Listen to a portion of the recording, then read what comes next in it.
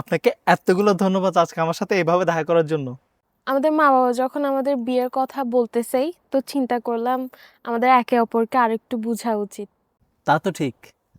আর আপনি যে আমার জন্য এরকম সুন্দর করে শাড়ি পরে আসছেন, এটা দেখে তো আমি একদম হতাশাতে খেয়ে গেছি। মানে আমি একদম পুরা শেষ।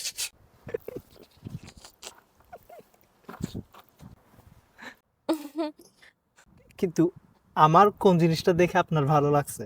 আপনি ইউকে থাকেন শুনেই আমি রাজি হয়ে গেছিলাম। যেহেতু আমাদের সামনে বিয়ে আমি ভাবলাম অনেস্ট হওয়াটা বেশি দরকার।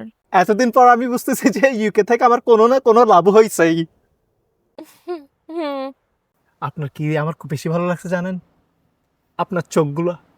আমি জীবনে কারো চোখে আপনার চোখের মতো কালারটা দেখি নাই। একদম ইউনিক। মানে বাংলাদেশে বিলাই চোখ বলে, কিন্তু আমি শুধু এই কালারটা মনে হয় সাপের মধ্যেই দেখছিলাম। দাঁড়ান দাঁড়ান। কিরে, কি করতেছেন যে আপনি? আরে উড়ে গেল। কিরে, আপনি হাসতে হাসতে দুষ্টামি করো, আপনার চোখ কি খুলে ফেলে দিয়েছেন নাকি? আরে এটা আমার লেন্স দেখেন। বেয়াদব মিথ্যুক বেড়ি। তুই জানোস তোর চোখের জন্য আমি আমার গার্লফ্রেন্ডকে ছেড়ে তোর সাথে দেখা করতে আসছি আজকে। মানে মানে কিছু না। আও এভাবে চুল টান মারছেন কেন? এটা আমার রিয়েল হেয়ার। চুলার কালার কি রিয়েল?